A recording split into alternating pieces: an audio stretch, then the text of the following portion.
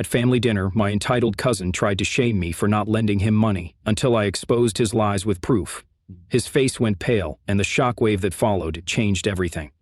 My name's Alex, and to say my family has been complicated is an understatement. We've always had this unspoken tension that nobody really talks about, but everyone feels. If you've ever been part of a family where things seem normal on the surface, but you just know something's off, you'll understand. We're not poor, but we're not rich either. My parents did all right for themselves, and I guess I followed in their footsteps. I got a decent job, living paycheck to paycheck, but managing to save a little here and there. But my cousin Danny, he's a different story. We grew up together, but we've never really gotten along. He's always had this sense of entitlement, like the world owes him something. As kids, it wasn't as obvious, but as we got older, it started to show more and more. His behavior toward me especially has always been, well, let's just say less than friendly. The way he looks at me sometimes, it's like he can't stand that I'm doing okay. I remember a few years ago he was venting to me about how he was struggling while driving around in a brand new car his parents bought him. When I brought up that I was doing just fine despite not having anything handed to me, he got defensive.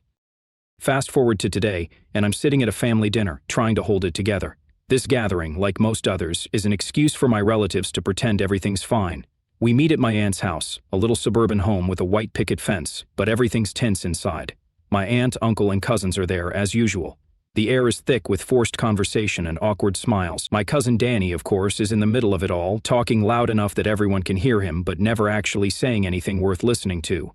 He's always the loudest person in the room, whether he's bragging about some new gadget he bought or telling the same joke for the 100th time.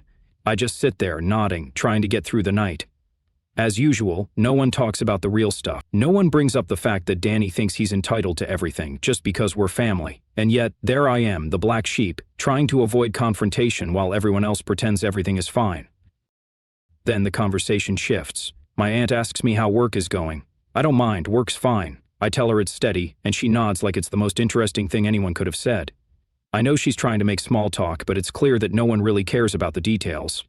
That's when Danny starts. He looks over at me with that smug grin of his, and I know immediately that something's coming. "So, Alex," he says, tapping his fork against his plate, "how's the job? Making good money now? You always seemed like the type who'd do well for yourself." He says it like he's genuinely curious, but I know better. He's sizing me up, trying to figure out how much money I'm making.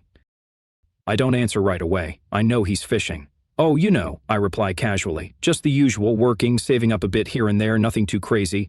I keep it vague, watching him closely. I can tell he's not satisfied with that. He leans in, his voice dropping just enough for only the people closest to him to hear. "Yeah, well, you've got that nice little chunk of change now, huh? Must be nice," he says, smirking. I don't know if he thinks I won't notice, but I catch the edge in his voice, the unspoken challenge. "I've been thinking about getting a new car," he continues, his eyes glinting. "But, you know, with the way things are, I'm kind of short on cash. You know how it is, right?" He lets that hang in the air, waiting for me to bite. I don't take the bait. Instead, I just take a slow sip of my drink, pretending not to notice his not-so-subtle jabs. It's like he thinks I'm too dumb to see what he's doing. He's fishing for a compliment, trying to make me feel guilty that I'm doing better than him. "Oh yeah?" I ask, keeping my voice light. "Well, you'll figure it out, I'm sure." That's when he presses. "I mean, come on, we're family, right?" Danny leans in even more, dropping his voice to a near whisper, though it's loud enough for everyone at the table to hear. "You know, family helps each other out. I was thinking maybe you could spot me a bit of cash, just enough to get that car. I know it's not a huge ask. After all, you've got it pretty good now." He pauses, looking at me like I'm supposed to be grateful for his request. My mind starts racing. This isn't the first time he's asked for money, and it probably won't be the last, but this time it feels different. He's not just asking for help, he's trying to manipulate me into feeling like I owe him. I feel my pulse pick up a bit, but I stay calm. "I don't know, man," I say, but voice steady. "I'm not really in the position to be handing out cash right now." I can see the flicker of annoyance in his eyes, but he hides it quickly, flashing a forced grin. "Come on, Alex, it's just family helping out family, right?" His voice is smooth now, trying to sound casual, but I can see through it. Everyone at the table is watching, but no one's saying anything. I can feel the pressure building. I'm about to snap, but then I remember something. Something that's been eating at me for months. Something that's going to make his whole act crumble. Slowly, I reach into my pocket and pull out my phone.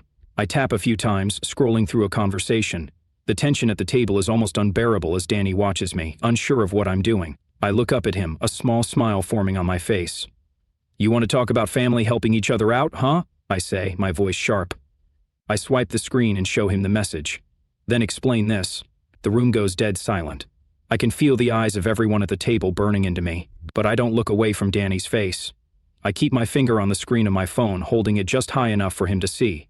His smirk falters and I watch his eyes shift from my face to the phone, his expression slowly changing from smug confidence to disbelief. For a brief moment his lips twitch, like he's trying to come up with something to say, but the words don't come. And that's when I drop the bomb. I pull up the screenshot. It's a text message from a few months ago, one I had almost forgotten about until recently. A message from one of my friends, someone who was clearly fed up with Danny's behavior. The message reads, "Danny's been talking trash about you again, told everyone you're just a broke loser who's lucky to have a job." Beneath that, there's another message, a bit more cutting. "He says you're not even worth asking for help, but hey, I guess he'll only talk to you when he needs something." I watch as Danny's face goes from pale to completely drained of color. I don't even need to say anything, the text says it all. My cousin stammers, trying to keep his cool, but it's clear that he's not sure what to do. He clears his throat, his voice shaky. "Hey, Alex, that's not..." He cuts himself off when he realizes there's nothing he can say that will make this go away. The room remains silent, except for the quiet hum of the air conditioning and the faint clink of silverware on plates. Everyone is looking between us, and I can see the uncertainty in their eyes. No one has said a word yet. My aunt, who's usually the peacemaker in the family, glances at Danny, then at me, her face tight with confusion. It's obvious she has no idea what's going on, and I can see her trying to piece together the situation in her head. Danny, still trying to save face, forces out a weak laugh. "Look, it's not what it looks like, okay?" But he doesn't finish. His voice falters as he looks at the phone screen again, like he's finally starting to process how badly he's been caught. He shifts uncomfortably in his seat, his eyes flicking around the table. His expression is a mix of embarrassment and frustration, but I'm not letting him off the hook. "That's funny," I say, not bothering to hide the sarcasm in my voice. "I didn't realize family talked behind each other's backs like that. But hey, maybe I'm just overreacting, right?" I let the silence stretch for a few more seconds, watching Danny squirm under the weight of his own lies. I don't even have to look at anyone else. I know that they're all thinking the same thing. The worst part? My aunt is starting to piece it together. She looks between us and then at Danny, her face slowly changing from confusion to concern. "Danny, what is this?" she asks softly. "What's going on?" I don't answer for him. I just let the silence hang in the air, letting the truth settle. Danny opens his mouth again, trying to speak, but no words come out. He's running out of excuses, and everyone at the table is starting to see him for what he really is. The smug, entitled attitude he's carried for years is starting to crack, and for the first time, I'm not the one in the hot seat. But then, just as I think I've got the upper hand, my uncle speaks up. All right, let's just calm down. Everyone's a little on edge, okay?" he says, trying to defuse the situation. But I can see it in his eyes. He doesn't really believe Danny, not anymore. There's something in the way he glances at me now, like he's trying to figure out whether this is a family problem, or if it's deeper than that. Danny, sensing the shift, looks to my uncle for backup. "Dad, this is ridiculous," he mutters. "Alex is just trying to make me look bad in front of everyone. I was just asking for some help, like any family would. This is blown way out of proportion." He's scrambling now, trying to manipulate the situation, but it's too late. The cracks are starting to show. I stand up, placing my phone face down on the table. "I'm done with this conversation. I'm not making you look bad, Danny," I say coldly. "You're doing that all on your own." I turn to my aunt and uncle, my voice steady. "You want to know what kind of family helps each other out? A family that doesn't talk behind each other's backs. A family that doesn't manipulate each other when they're in need. That's the kind of family I thought we..." Danny's face is burning red now, and I'm sure he's regretting ever trying to pull this stunt. I can see it in his eyes, that moment when he realized I wasn't going to back down, when he realized this time he wasn't going to get away with it. He shifts uneasily in his chair, unable to look anyone in the eye, and just before the tension reaches its peak, I make my move. "You want money so badly?" I say, my voice cutting through the silence. "Then explain this." I reach for my phone again, ready to show him exactly what I've been holding back. But I'm not showing him just another screenshot.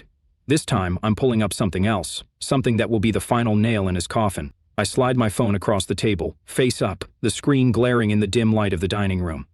The weight of the moment is palpable, and I can feel the tension growing thicker with every second. Everyone is holding their breath, waiting for the next move, even Danny, who looks like he's seen a ghost. I let the phone rest on the table, not saying a word. The text message on the screen is loud and clear. It's a message Danny had sent to one of his friends a week ago. "Can you believe Alex actually thinks he's better than me? This guy gets a little bit of money and acts like he's some big shot. I wouldn't trust him with $1, let alone give him any help. I'll just keep playing the victim card. Family will always come through when you need it.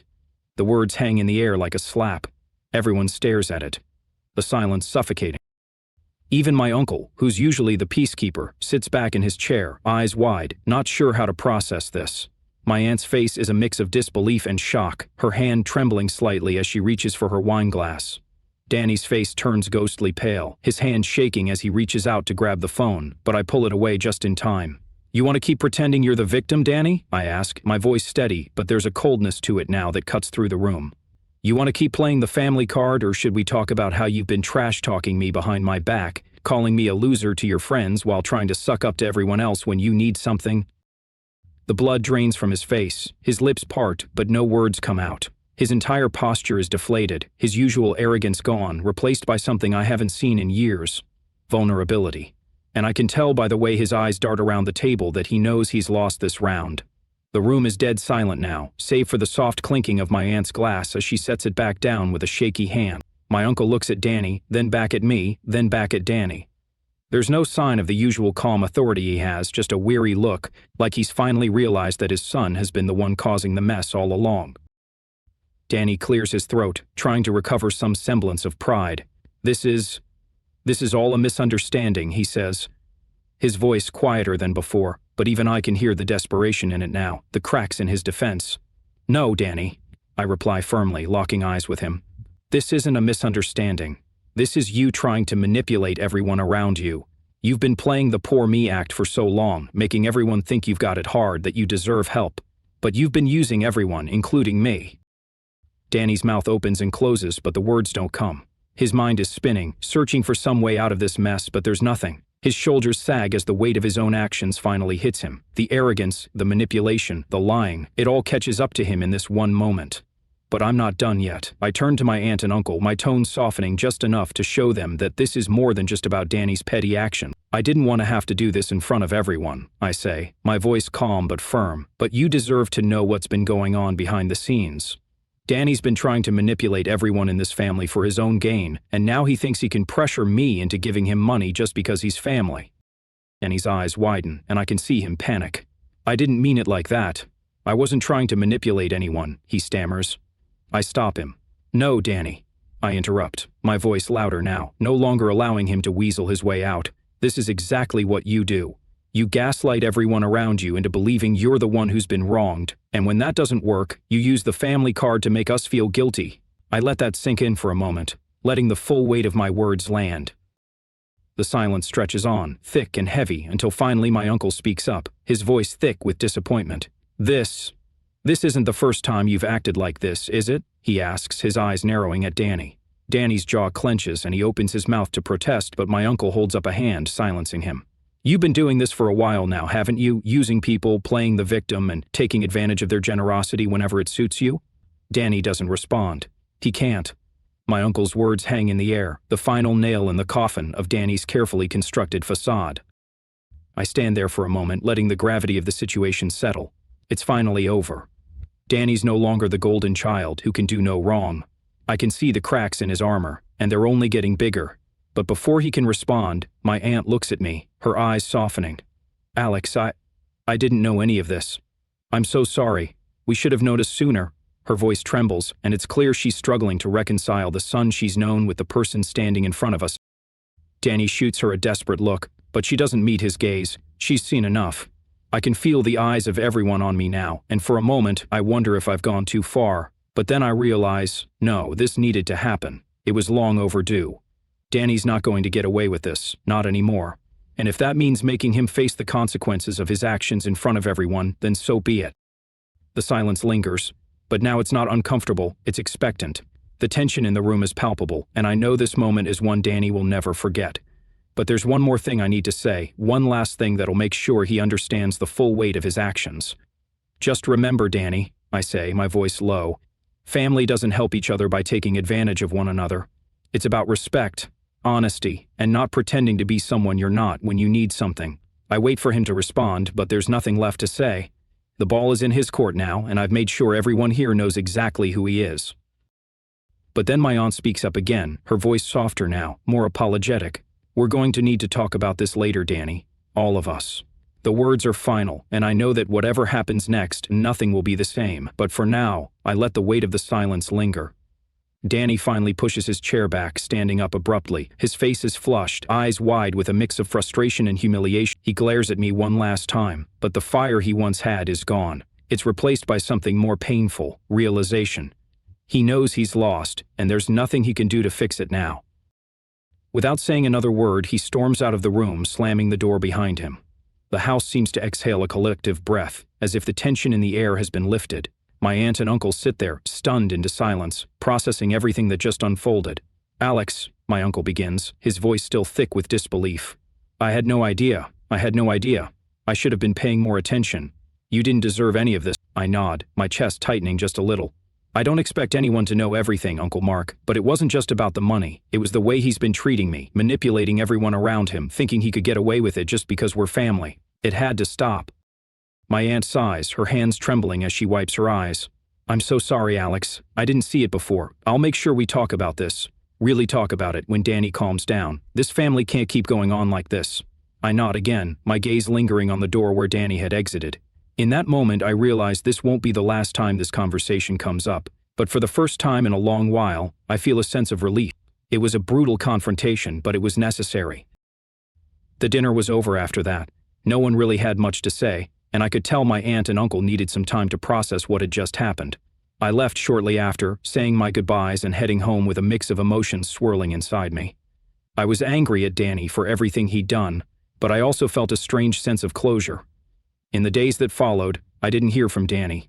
I knew it was probably best that way. He needed time to process the fallout from his own actions, but what really hit me was how the rest of the family started to treat me. It wasn't just my aunt and uncle who were grateful for what I did. It was my cousins, my other relatives. They reached out with messages of support, thanking me for standing up to him. It felt good to know I wasn't alone in this, that I had the support of the family who'd seen what Danny had been doing behind the scenes.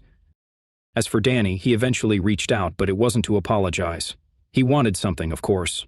It wasn't money. Instead, he wanted to manipulate the situation again, trying to convince me I was the one who had gone too far. He said the family would never be the same after what I did, but honestly, I didn't care. I didn't need to fix everything for him. What I did wasn't about him, it was about finally standing up for myself and showing that I wouldn't let him walk all over me anymore. Things aren't perfect. I haven't heard from him much since that last attempt, and I'm fine with that. It's not easy dealing with someone like Danny, but I've made it clear that I won't be a doormat. I'm just relieved that, for the first time in a long while, there's a sense of peace in my family. And that's the way it stands now.